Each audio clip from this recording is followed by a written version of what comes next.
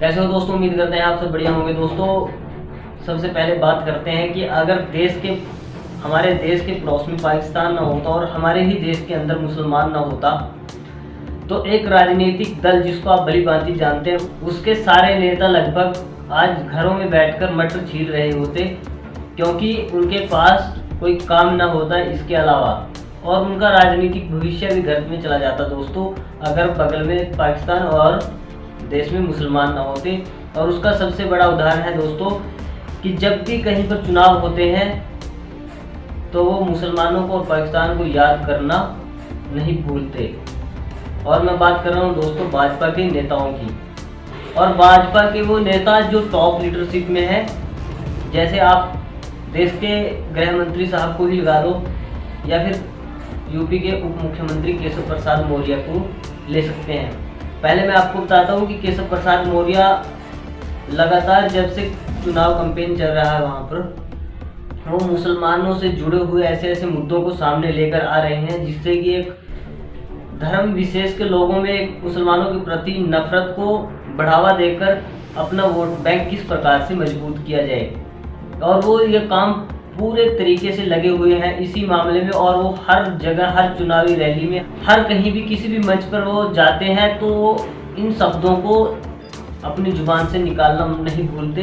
दोस्तों कुछ दिन पहले यूपी के उप मुख्यमंत्री केशव प्रसाद मौर्य ने अयोध्या और काशी के बाद मथुरा की तैयारी करने जैसे बयान देकर नए विवाद को खड़ा किया था। और ये आप जानते हैं कि इस प्रकार के बयान जानबूझकर ही दिए जाते हैं। और कल फिर दोस्तों उन्होंने प्रयागराज में व्यापारियों द्वारा आयोजित एक सम्मेलन में इसी प्रकार का बयान दिया है। उन्होंने कहा है कि पहले लुंगी छाप लोगों की गुंडागर्दी यहाँ पर चलती थी, जहाँ पर उन्होंने दोस्तों मुसलमानों को लेकर बहुत ही आपत्तिजनक भाषा का इस्तेमाल किया है, जिसका वीडियो भी सोशल मीडिया पर वायरल हो रहा है। इसमें वो कहते हुए नजर आ रहे हैं दोस्तों कि साल 2017 के विधानसभा चुनाव से पहले कितने लुंगी छाप गुंडे घूमते थे, जालीदार टोपी पहने हाथ में बंदूक लिए व्यापारियों को डराने और धमकाने का काम किया करते थे और शिकायत भी नहीं करने देते थे। आपकी जमीन जायदाद पर कब्जा कौन करता था?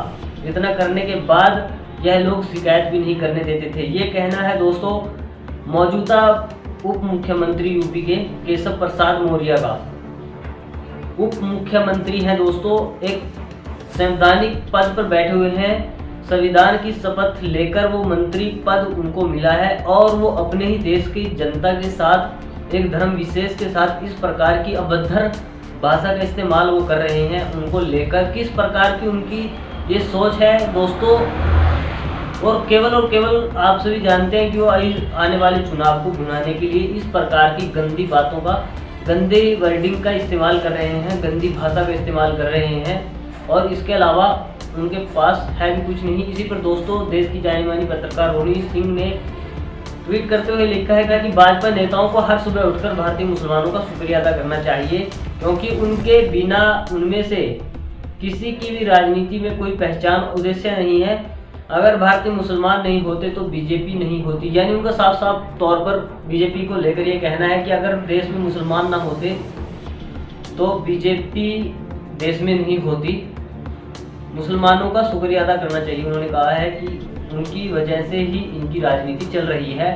लेकिन ये तो थी दोस्तों एक तंज की बात, पर अगर इसको असल में देखा जाए तो ये बहुत ही अभद्रजनक भाषा केशव प्रसाद मौर्य बोल रहे हैं। और ये इस तरह की भाषा इसलिए इस्तेमाल की जाती है दोस्तों कि जब इनको सत्ता की लालसा हो या कोई बड़ा लालच हो सकता है कि मुख्यमंत्री पद के लिए दावेदारी ठोक रहे हों, जिस प्रकार से पिछले चुनाव से पहले ठोक रहे थे। अब बात करते हैं दोस्तों इसी से जुड़ी हुई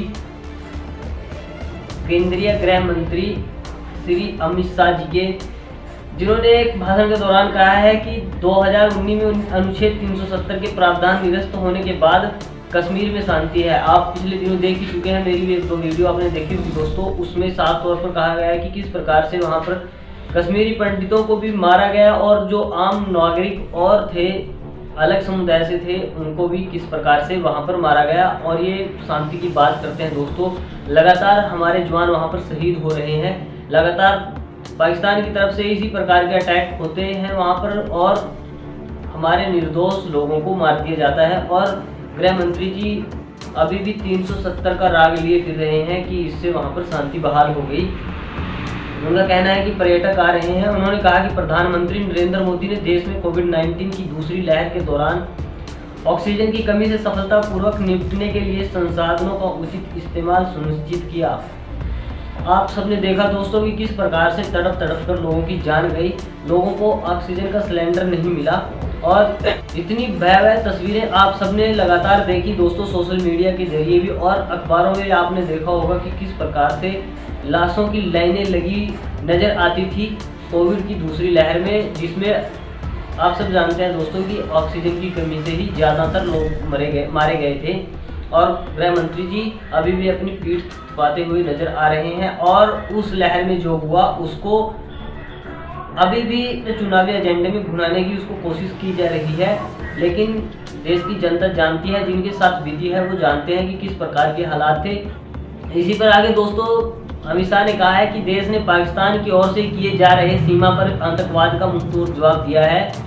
उन्होंने कहा कि सशस्त्र बलों द्वारा सर्जिकल स्ट्राइक के जरिए पाकिस्तान के घर में घुसकर मारा गया। शाह ने कहा कि किसी को विश्वास नहीं था कि अनुच्छेद 370 और 35A को हटाया जा सकता है, लेकिन प्रधानमंत्री मोदी ने 2019 में यह कर दिखाया। तो दोस्तों इन्होंने 2-3 बार यहाँ पर भी पाकिस्तान का नाम लिया। जैसे मैंने आपको पहले बताया था कि देश के बगल में अगर पाकिस्तान या देश के अंदर मुसलमान न होते तो इनकी राजनीति समाप्त थी, राजनीति खत्म हो जाती इनकी, और इनको हर बात में पाकिस्तान और मुसलमान ही नज़र आते हैं, या मुसलमानों से या पाकिस्तान से जुड़े हुए इसी प्रकार की कोई शब्द लेकर ताकि मुसलमानों के खिलाफ लोगों की जो भावनाएं हैं उनको भड़काया जाए। मुसलमानों के लिए उन लोगों के दिल में जो बहुसंख्यक आबादी वाले लोग हैं, जो बहुमत में हैं, उनको उनके दिल में मुसलमानों के प्रति नफरत को किस प्रकार से भड़काया जाए ताकि एक बड़े वोट बैंक को कैप्चर किया जा सके। तो ये सोची समझी राजनीति का हिस्सा है दोस्तों। आज के लिए इतना ही। वीडियो के कमेंट बॉक्स में अपनी राय देना मत भूलें, और वीडियो को लाइक शेयर करना भी मत भूलें। चैनल को सब्सक्राइब भी कर लें। धन्यवाद।